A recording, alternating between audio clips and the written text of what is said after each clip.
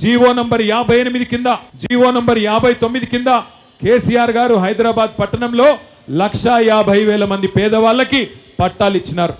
కానీ ఈరోజు ఆ కాంగ్రెస్ ప్రభుత్వం వచ్చిన తర్వాత కొత్తగా ఒక్క పట్టా ఇవ్వలేదు, కొత్తగా ఒక్క పేదవాడిని కూడా ఇవ్వలేదు.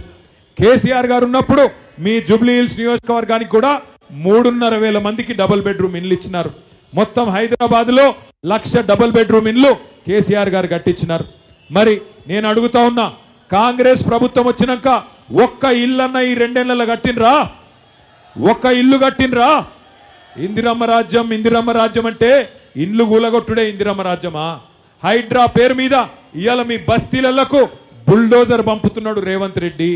ఇందిరమ్మ రాజ్యం, ఇందిరమ్మ రాజ్యం అంటాడు, మరి గరీబోళ్ళ ఇండ్ల మీదికి ఇవాళ బుల్డోజర్ పంపుతడమే ఇందిరమ్మ రాజ్యమా? ఆలోచన చేయండి. ఒకనాడు ఇందిరాగాంధీ గారు అన్నారు గరీబీ హటాओ అని. ఇప్పుడు రేవంత్ రెడ్డి గారు అంటున్నారు గరీబోంకో హటాओ, గరీబోంకో బేదఖల్ కరో, గరీబోంకో బేఘర్ కరో. అంటే ఇల్లు లేకుండా బయటికి మెడలు పట్టి నూకుతున్నాడు రేవంత్ రెడ్డి గారు. కేసీఆర్ 1,00,000 డబుల్ బెడ్రూమ్ ఇల్లు కడితే రేవంత్ రెడ్డి గారు 2 సంవత్సరాలలో కొన్ని వేల పేదల ఇండ్లు నేలమట్టం చేసిండు. ఆ పేదల శాపాలు ఇలా ఈ కాంగ్రెస్ పార్టీకి ఉరితాడై చుట్టుకుంటాయనే మాట నేను మీకు విజ్ఞప్తి చేస్తా ఉన్నా.